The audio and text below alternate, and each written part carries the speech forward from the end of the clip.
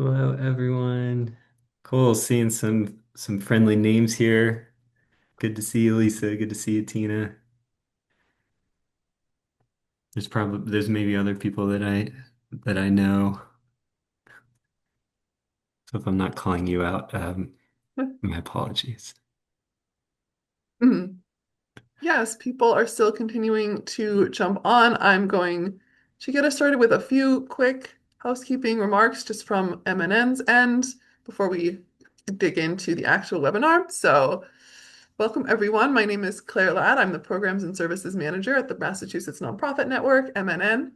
Thank you so much for joining us today. And just a few housekeeping items before we get started. The recording and the slides from today's program will be emailed to you following the webinar. So just keep an eye on your email for that in the next couple days. If you have any questions during the webinar, you can submit them via the Q&A function, and there will be allotted time to answer questions. If you have any logistical questions or questions about MNN for me, feel free to drop those in the chat and I can definitely respond. I also want to give a little background about us here at MNN. Our three goals are to strengthen the nonprofit sector through advocacy, public awareness, and capacity building services. And we offer these regular webinars in partnership with our affiliate members as part of these capacity building efforts. So please stay tuned for future topics of webinars and let us know if there's any topics you'd like to see. Our efforts are made possible by our more than 600 member organizations. So, to those of you who are members, thank you so much for your partnership. And if you have not yet joined the network, but would like to take advantage of all of our member benefits, please visit massnonprofitnet.org/join to find out more. Today's webinar is titled Stop Screaming into the Void, How to Reach People by Writing Accessible Web Content, and it is presented by Clayton Dewey of DevCollaborative. I'm going to hand it over to Clayton to get started. We also have a poll to start things off for you as well. Great. Yes. So if people can answer that poll, just curious who's in the room, how people are relating to the websites that your nonprofit has. Um, that'll kind of clue me in on what to focus on a little bit more than elsewhere in the session. Okay, looks like answers have slowed down for the first question, so I'm going to end it and share the results. Great. Okay. So yeah, mostly comms staff, some executive directors, some comms directors as well. Perfect. All right. Well, welcome. I've certainly done a lot of screaming into the void this year. You probably have as well. As it relates to our websites, right? It's harder and harder to grab people's attention and to maintain it. And so um, a lot of that does come back to some of the basics of like website best practices, but there's some newer tactics to keep in mind as well with the way that the online landscape has been shifting. So let's get into it. Let's talk about how people read on the web, or really how often we don't read on the web. Um, what we oftentimes end up doing rather than reading is hunting around for answers. And yet, much of online content is still written for print. So we're not cozying up to a website like we would cozy up to our favorite novel, reading word for word, line for line. And yet, so much of our content is still written that way. And what I like to call a wall of text. And so I'll use one client of mine as an example in this. So this is Bay Area Legal Services.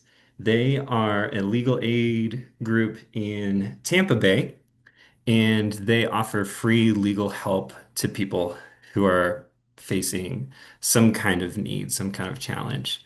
And so imagine that you have been served an eviction notice from your landlord and it came as a surprise. You don't feel like they've gone through that process legally, and so you've searched for help and you've ended up on this website. You're already in a stressed out state of mind, and you're trying to find legal information, which you're already not very comfortable with the legal process. and this is the page that you land on.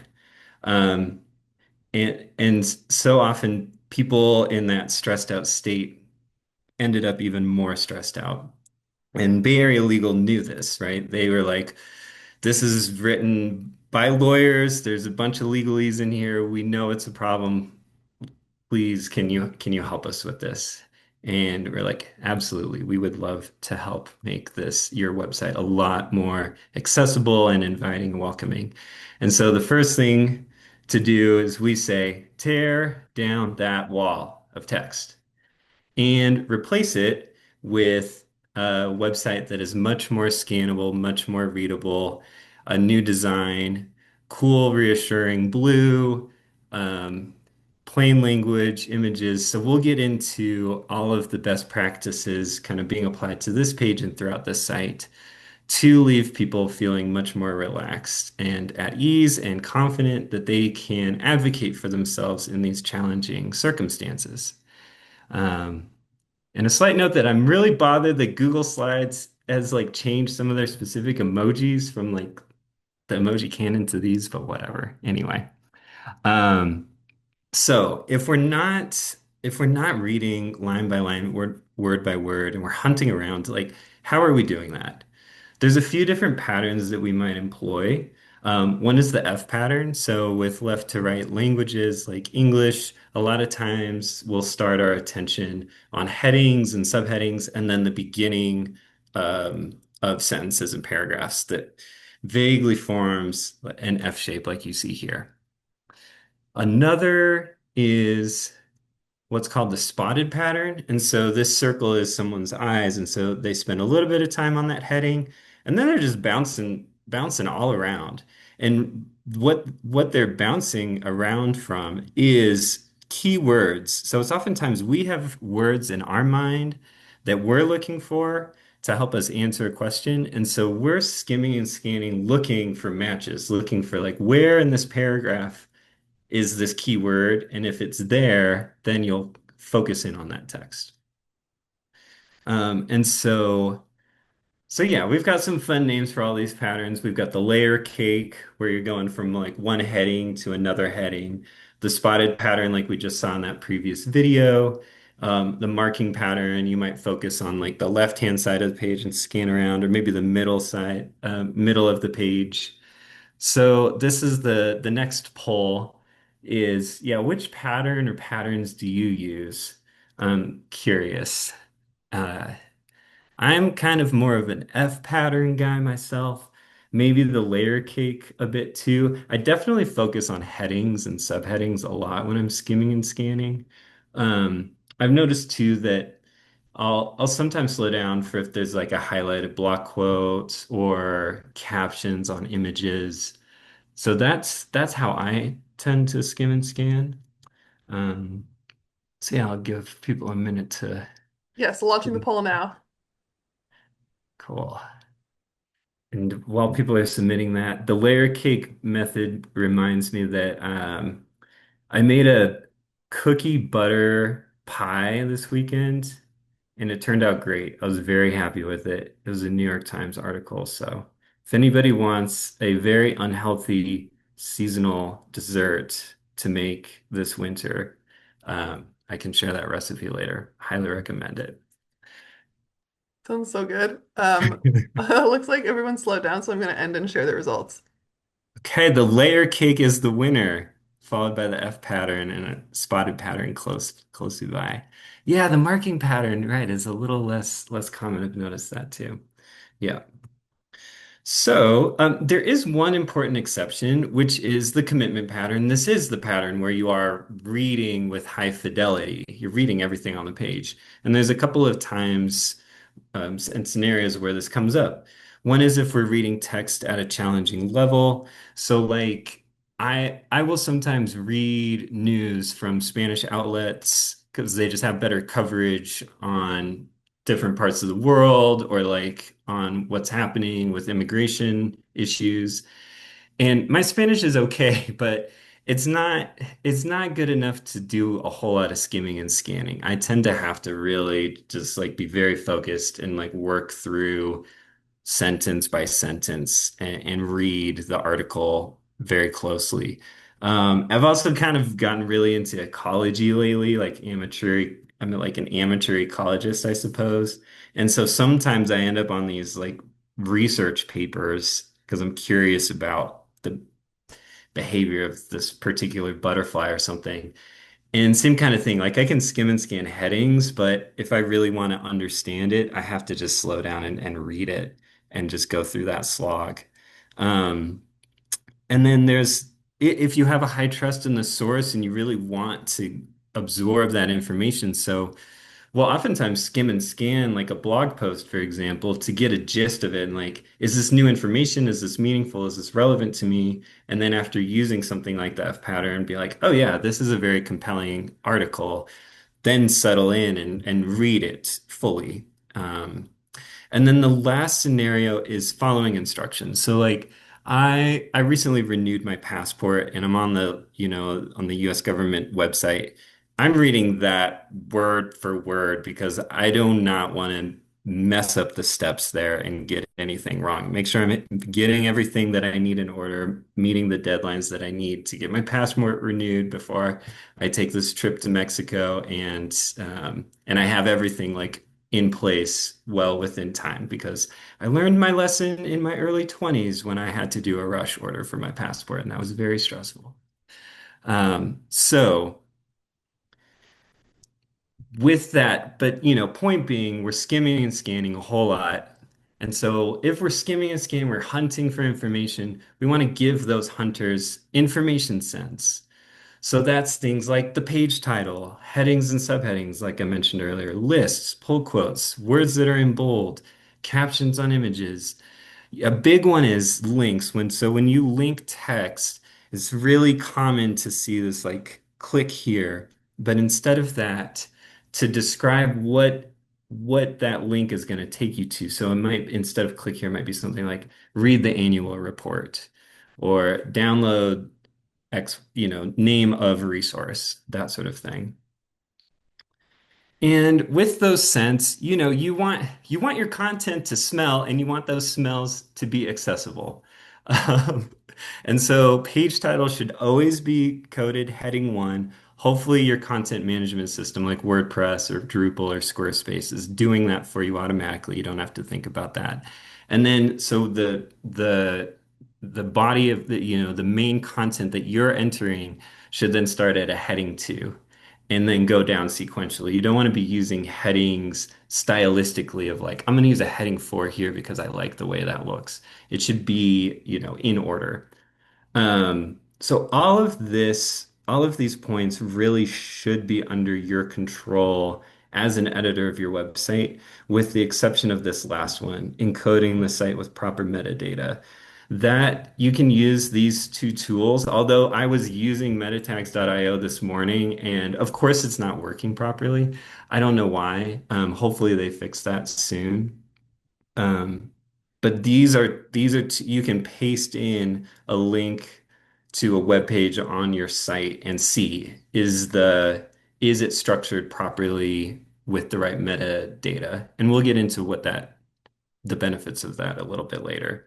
If it's not, if you're missing if your website is not structured with the proper metadata, that's when you'll want to work with whoever maintains your website from a technical standpoint, the underlying code, to update it to do so. And then another thing again, you'll need your sort of web development team to help you with if you don't have this, but is to have an accessibility checker that is running in the behind the scenes. This is only going to show for people logged into the site as an editor of your website. So this tool is called Editorially. I love it. Is built by someone at Princeton.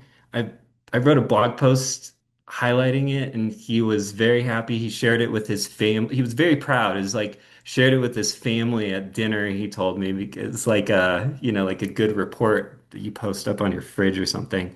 Anyway, it's a fantastic tool. So it's available as a plugin for WordPress. It's available as a module for Drupal. I think it might even be available for Squarespace or Wix. I have a link to the project in the resources slide later on. So that's another, if you don't have a accessibility checker like this, I highly encourage it because it will flag issues. So if you are using headings out of place or your alternative text for your image, you haven't written anything, it'll flag that for you and remind you. Um, and the nice thing about using information sense, accessible information sense, is that it really benefits everyone. It benefits the linguistically diverse, benefits search engines, AI tools, really all of us. Um, so this is the next poll. I'm curious, now that you've heard, these best practices, how well do you feel like your website is currently following these? Um, Let's just launch the poll. Give you a minute to respond. All right, sharing the results. okay. So half are like, we're doing some of this. So that's great, right? For those of you who've got a lot of work to do, I feel for you. Website is it's never done, so it's a spectrum. Better is always we could, better than perfect. For those the 3% who can give this webinar, I'll make you a co-host. Let's present this together. Just kidding, but yeah. Um, so now that we've covered some general universal best practices, we'll kind of dive into a little more of the nuance of, the next thing is writing for your audience. And so getting clear on who your audience is a first step. So if you've already done this work, fantastic. Like use that as a starting point.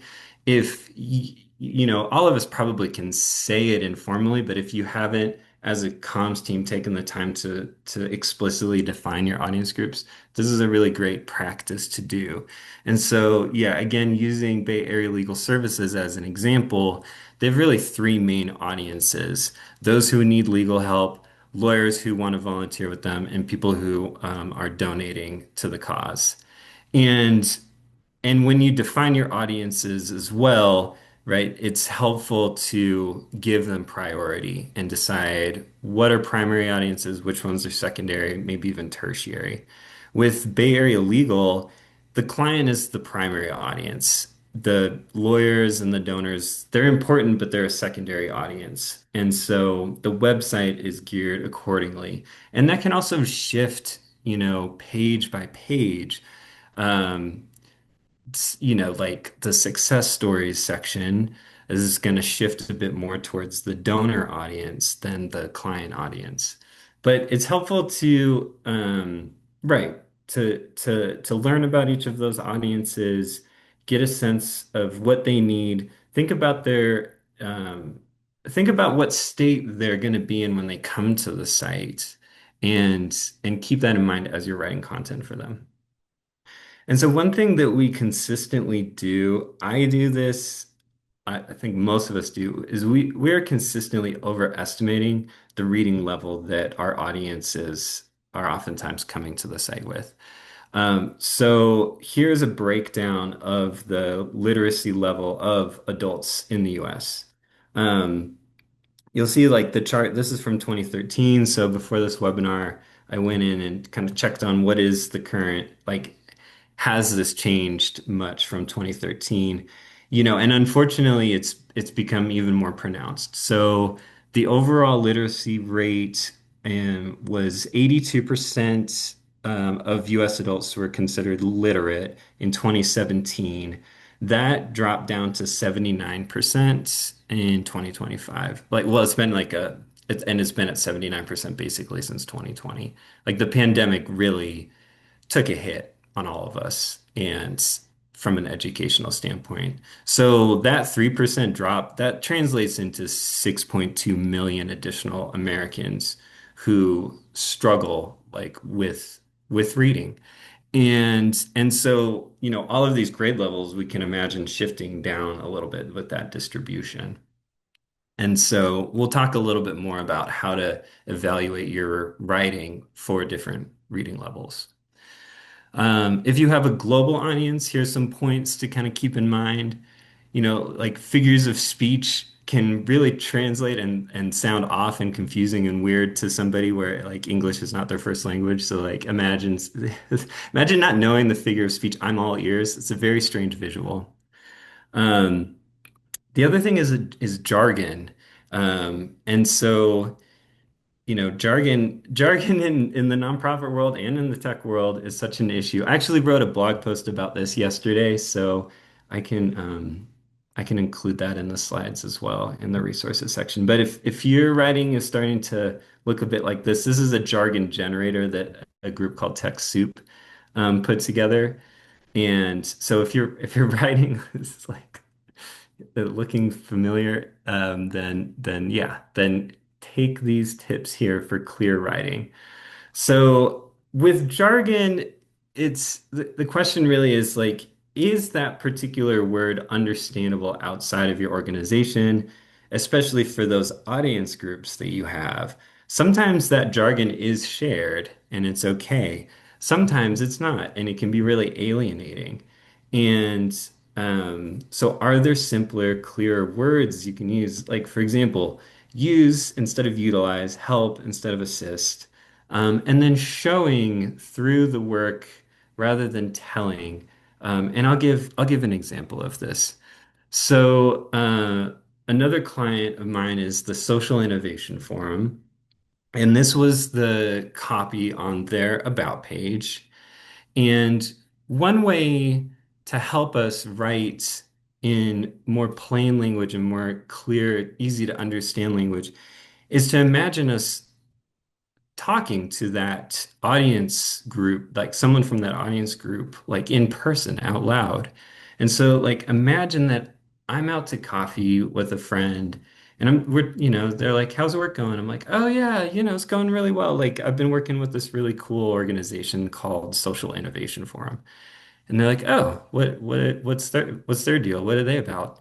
And if we're out to coffee and I'm like, "Oh yeah, the Social Innovation Forum provides a unique combination of capacity building and network building to create positive social change in Greater Boston. They actively connect supporters and practitioners to build productive relationships focused on growing social impact."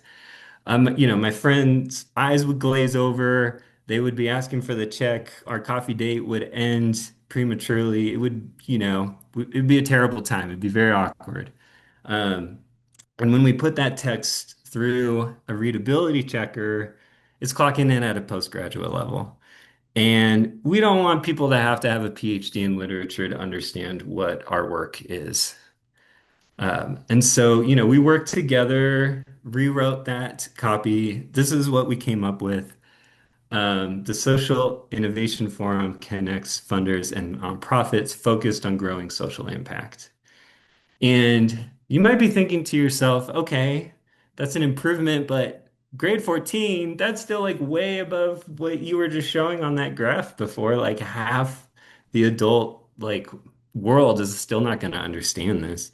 And you're right. And it's a challenge. Some of this is unavoidable though. So like Social Innovation Forum, like that, the name of the organization is like jargon, pure jargon.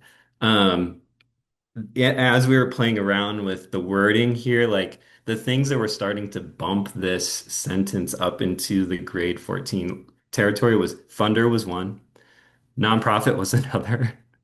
And like those are literally like who they work with. And those words to while they could be jargon for some, for their audiences, like their primary audience are um, nonprofit staff at small nonprofits, usually like staff of like one, like the executive director is the staff, and they're like working to scale up. So they know what a funder is, they know what a nonprofit is, they know what social impact is. And so that's where like you have to take these kinds of readability tools with a grain of salt. They're not going to know all of the nuance of like what words are meaningful and what words aren't. Um, and the nice thing about rewriting copy in concise, clear, plain language is that it also presents really nicely. So if you have like an updated web design, then this like concise text is going to present and look a lot better than if you've just got this wall of text of, just, yeah. So I'm curious again where people are at with their own website. These results are anonymous, so we're not going to be shaming you here. So go to your about page on your website, copy the text, go to hemingwayapp.com, paste it in there. It'll tell you what grade level it is, and we can open up the poll and have people um, say like where is it at right now? How are you doing with the readability of that content? Okay, I just launched the poll, so yeah, we'll see what happens. Yeah. And again, there's going to be some nuance here. Like maybe it is registering as a grade 14, but the specific words that you have to do that are understandable. All right, I'm going to end the poll and share the results. Wow, kudos to the 5% who have got yours at below a ninth grade level. That's awesome. That's impressive. I have a very hard time rewriting things to do that. Ninth to 12th is pretty solid, honestly. And then yeah, the 45% where it's at a postgraduate level, right? Like that's that's a clue that there's some work there that can be done to rewrite that in clearer, more plain terms. Yeah. All right. So, kind of continuing on with writing for your audience, it can be helpful to ask these three questions like, who is this content for? What do they want? And then what do you want? Like, what do you want them to want? And sometimes that neatly lines up and sometimes it doesn't. And then this Venn diagram is a good visualization, right? Of like where you're coming from and then where your audience is coming from. And ideally, your content is meeting both of those needs. And so, how do we know what our audiences want? One way to do this is what is called a search intent analysis. And so, what that is doing is looking at what are the search queries people are searching on Google, DuckDuckGo, Bing. Nowadays, like these AI tools like ChatGPT, what are they searching for that are leading you to your website? So, for Google, which is just like by and far the most dominant search engine out there, um, Google Search Console is a free tool that you can use to analyze this. And you can then link your Google Search Console property up with Google Analytics or Plausible Analytics, which is like a privacy respecting alternative. Um, and you can see that. And then you can also configure your analytics tool to track your own website search. So this is like once they've landed on your website, if you have a site search feature, what are the terms that people are searching for? With Google Analytics, they attempt to do that for you out of the box. And I'd say, like 80 to 90% of the time, they get it right. But sometimes it's not. So you want to make sure you want to work with like whoever manages your Google Analytics to make sure that that is being tracked properly. And then you likely will need, even though the data is being tracked, you probably need to create a custom report to surface those so that you can easily see that. Um, and so here is a snapshot from the Bay Area Legal Services website. And so this, you might notice, like I'm starting here with the 131st most popular search query.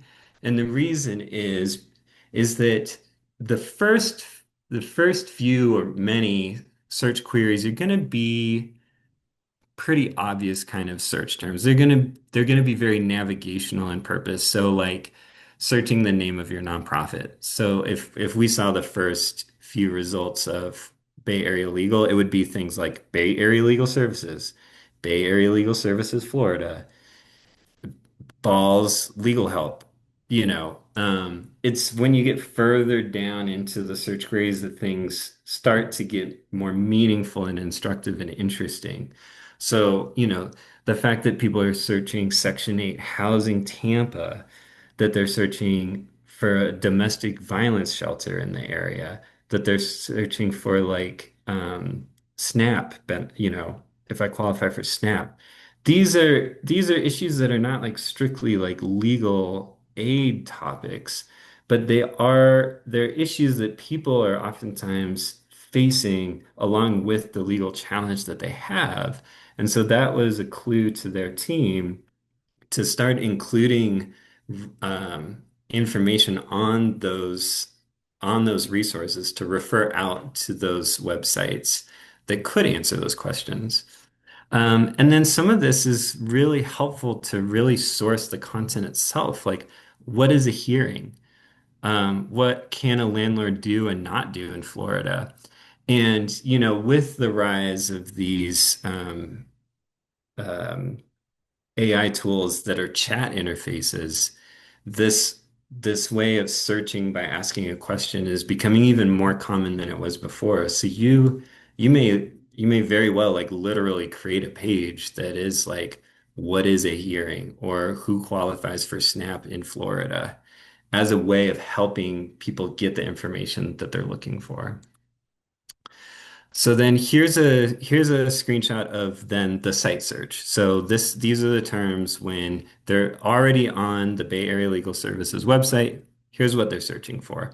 And again, this is very instructive to the content that they should be creating and making front and center.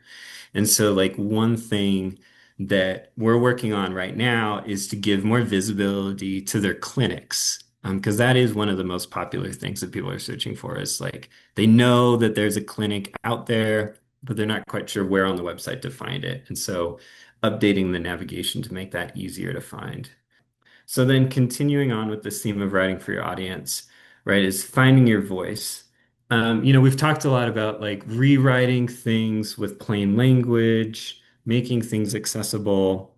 And now with the rise of these AI tools that can help you rewrite content, we are seeing it. It's great. It is helping. Well, it's not great. The AI thing is complicated, but it is great that there is more attention being given to how things are written and rewriting things in a readable way. But you also you do risk like losing your voice, losing your personality in that, and things just all having this, I don't know, like especially things that just kind of have this AI veneer to them that it just rubs me the wrong way. But anyway, so to maintain your own voice and your personality in your work, one tactic to do that I really like is this exercise called this but not that. And so you think about, as an organization, like if our brand was a personality, what would they be like? And how do we want to embody ourselves, present ourselves? And so at DevCollaborative, we did this for our company, and this is what we came up with. Like, we want to be passionate, but not preachy. We want to be authoritative, but not arrogant. We want to be honest, but not insensitive. We want to be casual, but not unprofessional. And and so you'll notice too that like it's not an antonym. It's not like passionate but not disinterested. It's the the positive framing taken to the extreme. Like what is like being too passionate? It's being preachy. And that's helpful because that gives us the sort of guardrails to work within and sort of knowing like when have we taken things too far or like when are we having personality, but it's like not us, not ourselves. And so what I like to do is it is like to write some copy that is the not that is like, okay, we're going too far to get a sense of like, how far can I take this? How like personable can I be? And like, when do I know like, no, that's like out of bounds. So like, if we were to take this webinar's title, for example, if I wanted, if it was to be like preachy, maybe it would be something like, your website's content is inaccessible, and that's a problem. Or if we wanted it to be arrogant, writing for the web best practices from the premier accessibility experts. And if I was to be insensitive, maybe like, enough with the jargon, start writing accessibly. Or if, it's going to be unprofessional, be like, stop screaming into the void, how to reach people by writing accessible web content. And, oh, I'm sorry. This is just Oh, that is the web title. I'm being told that is the actual title of this webinar. Okay, my bad. So anyway, just kidding. But maybe that was too unprofessional of a title. If it was, appreciate you being here despite the fact that what we came up with. Maybe it was even insensitive to preach. Anyway, some of this is subjective, but yeah. So this but not that exercise can help you clue into how to keep your writing interesting and personable, but still for your audience. We've talked a lot about text, and so I want to shift to other forms of content just for a moment. So video is a fantastic way to embody that show, not tell, right? To really give people a sense of the work that you're doing. To make it accessible, make sure that closed captions are available and that they're accurate. Um, Including a transcript is also really helpful. This is helpful for people who are using screen reader technology. And, transcripts get indexed by Google and other search engines. And so if somebody is searching for information that is relevant to that video, if you have a transcript available, that's going to make it more discoverable. And it's just a great way of reinforcing information for people, or that skimming and scanning method that people do.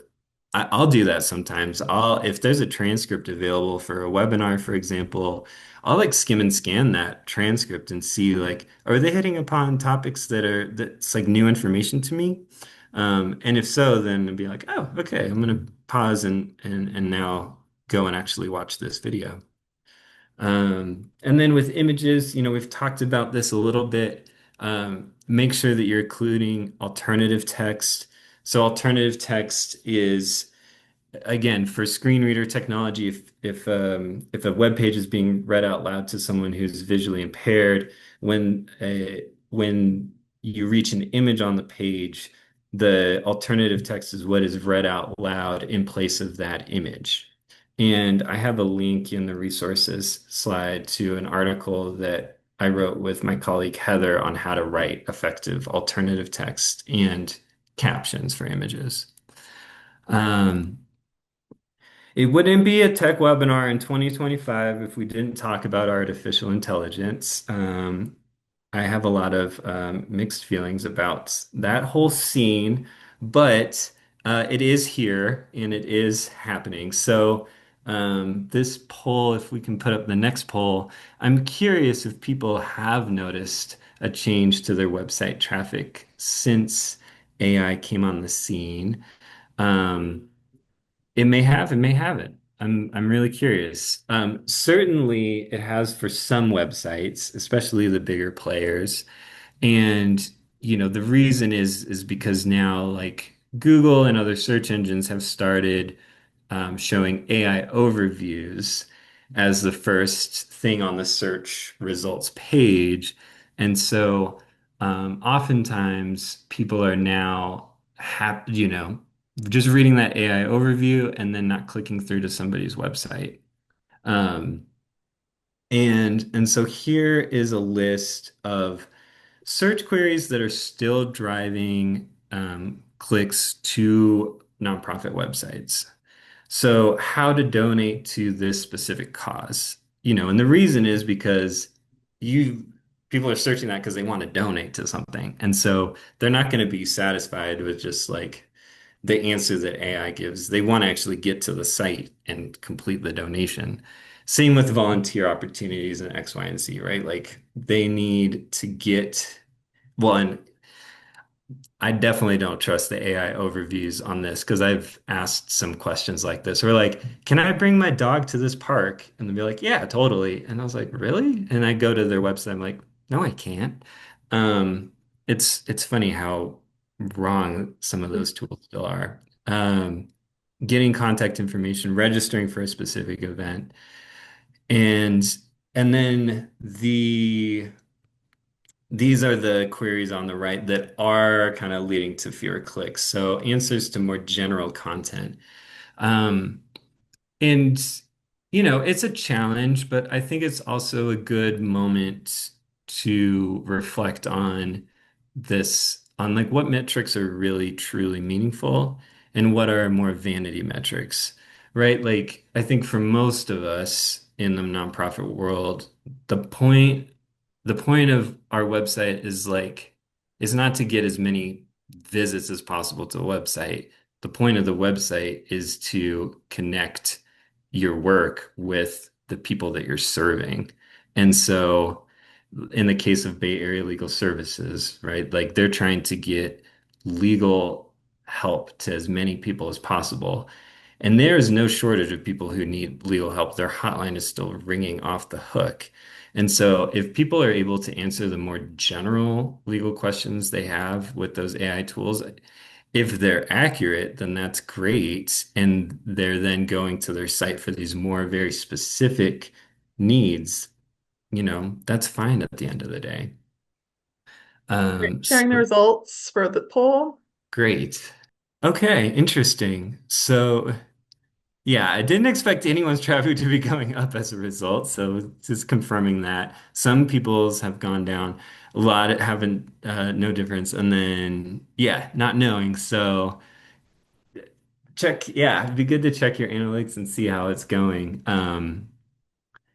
But yeah, so that's a note. Well, and I guess the other thing, as the slide says too, like all of what we've talked about, the well-structured, accessible, clearly written content, that if if you want your content to be indexed by these AI tools, then following those best practices we've hit upon already is benefiting them.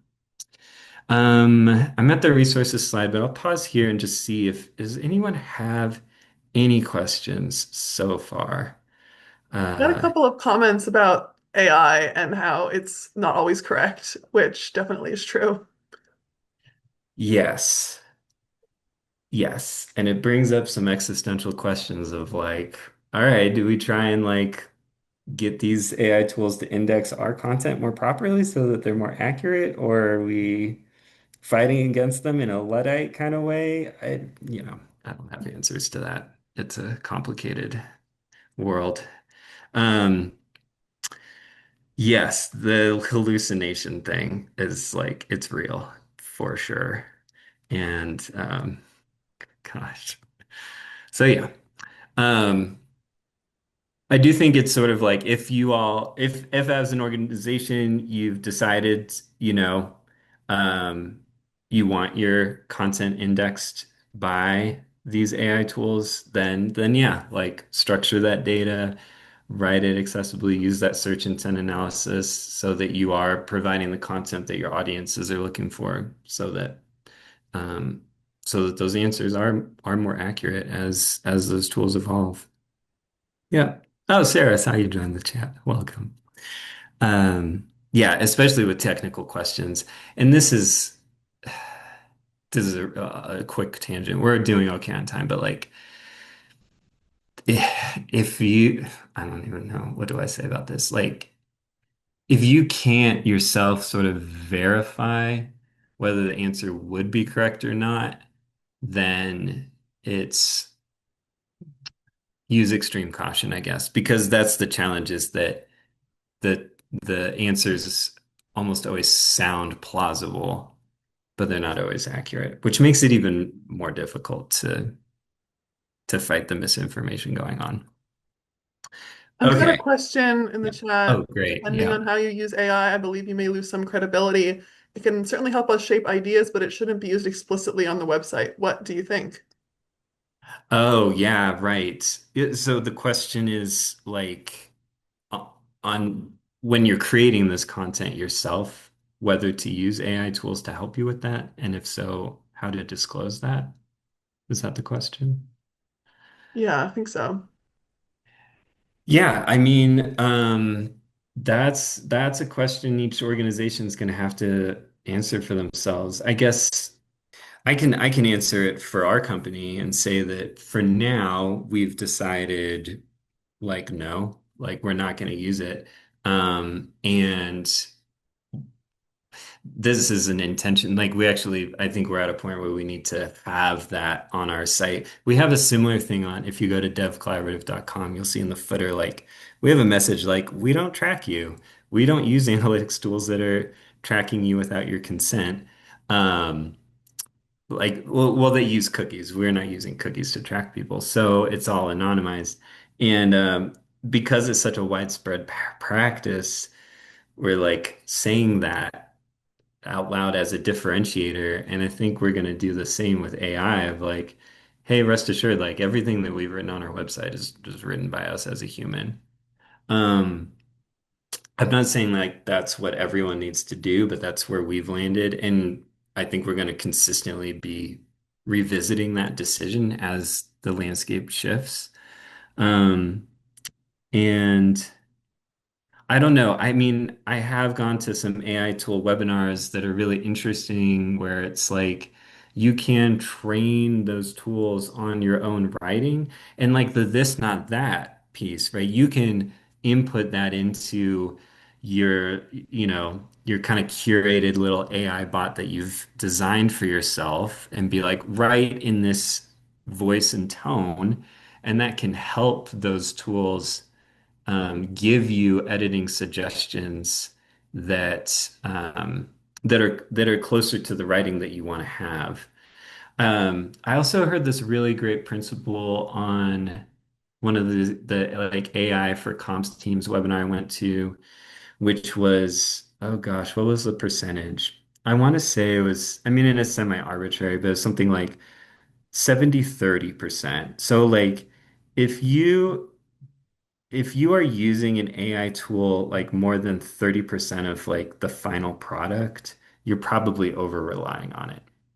If you're using it, if you're kind of dumping your unstructured, messy notes into this tool and you're like, can you like create a first draft of a blog post for me? And then you're the one that's then revising that yourself, then right, that feels like a more responsible use where you're still maintaining control over the accuracy and the final voice and tone. Um, and do you have any, yeah, insight if AI chatbots raise or lower engagement if they're also prone to hallucination? Yeah, that is a real case by case basis. I think we are still like at the point of early adoption and the tech curve of like where these things are at that like my experience and what I've read is that at this point they're they're more harmful than helpful. Harmful is maybe an extreme word to use, but just like not helpful. Um, but I think with time they could get better. And I'm not saying that I think there are some cases where those AI chatbots have been designed effectively. I just haven't.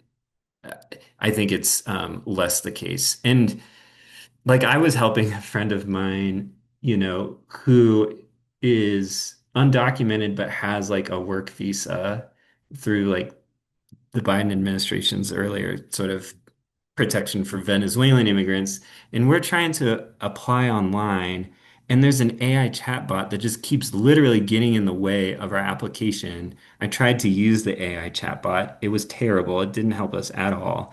And so it's just one of these moments of like, oh my gosh, like this is actually just making things worse right now. Um, the Bay Area Legal Services team is right now working on an AI chatbot, though, for their website. And that's with a different vendor, but we're going to be working pretty closely to just ensure that when that's rolled out, that it is helpful. And it is trained just on their data. And so, the hope is that it's not going to hallucinate and it's not going to give incorrect answers, but there's going to be a lot of internal testing before that gets rolled out. So there are some examples of it being used responsibly, but overall, with just the AI hype and the AI like shoving this into everything that the tech industry has done, like it's not going well in my opinion. Yes, adding agent prompts by feeding it past blog posts. Totally. That's great. Yeah. Yeah, this is really great hearing in the chat just people's own experiences because it is a very complex, nuance. Like, I'm not going to sit up here and just have this very definitive stance on it. Um, were there any other questions other than that, the AI piece? I don't think so. So let's apply what we've learned. The next poll, do we have any brave souls that have a web page that they would like to workshop? Again, this is a shame-free space. We're all learning. Everything is a work in progress. As well, and I guess actually that's less a poll and just in the chat. If somebody wants to drop a link, we can do that. I also have a web page for a dear nonprofit that I volunteer at that we can roast and dunk on. And so I'll start with that, and then maybe we can go to another one. All right, thank you, Sarah, for being a brave soul. Kudos. Okay, and okay, great. We have some. Um, so. Yeah, especially for those of you who answered the poll earlier of like, we have a lot of work to do. Um, you know, take a deep breath. It's okay. You can always start small and kind of work on things. So this is how I would prioritize things, right? Like pages that get a lot of traffic, pages that have poor conversion. So by poor conversion, what I mean is like if there are certain actions that you're hoping people will take, like there's a form on there to subscribe to a newsletter. Nobody's signing up. If there's a donation form, if there's a volunteer form, um, if there's like an art impact page that then has a button to then a donate page, like nobody's going taking that next step. That's what I mean by poor conversion. So yeah, start there. Okay, there's like way more brave souls out there than I thought. Thank you. So. I am going to start with my example just because I'm a little bit more prepared for how to work with it. And then I'll just kind of pick one at random here. So this is the Sustainable Neighborhoods Program. This is our website. So let's see if I get out of full screen mode. Oh my gosh, how do I even, it's been so long since I've done that. That's embarrassing. Um, oh, here we go. Oh, the Zoom controls are getting in the way. There we go. Technology. All right. Sustainable neighborhood program. Okay. Here it is. I'm going to copy the text. I'm going to pop it into the Hemingway app. Oh, this is like, here we go. Boom. Grade 16. Terrible. Okay. Who designed this website? Who wrote it? You're the worst. Just kidding. I've written copy like this a bazillion times. Okay, so one thing when I pasted this in there, I was like, what is happening? Oh, there's an empty heading two on this page. Fantastic, right? So that's the kind of like clean semantic metadata that we want to clean up. So I'll probably reach out to Christy at the city of Lakewood and see if I can help her do that.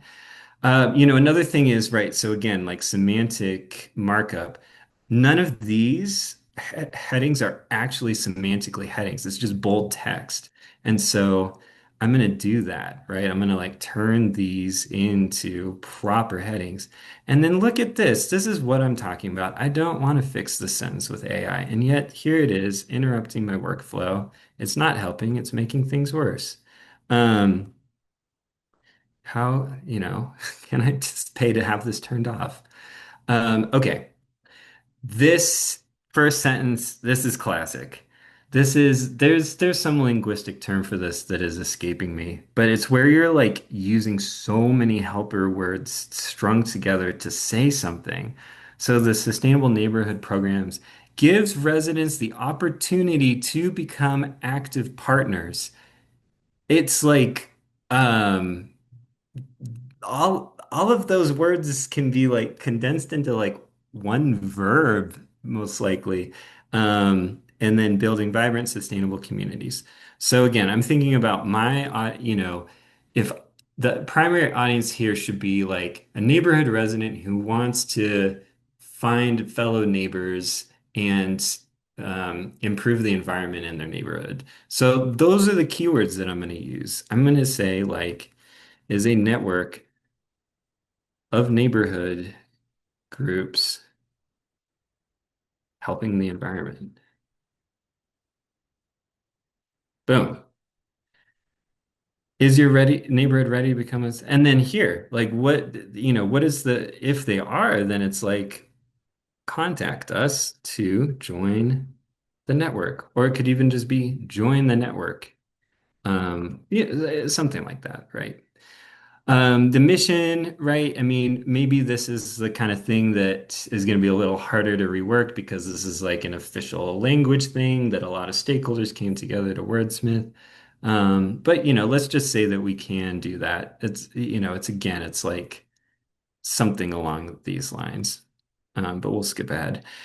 Another thing that I look for is, oh yeah, so this is another thing. We live in a world in which the impacts of a changing climate and other environmental crises are becoming ever more evident in daily life. Whew, that was a rough one. Okay, so something like, we are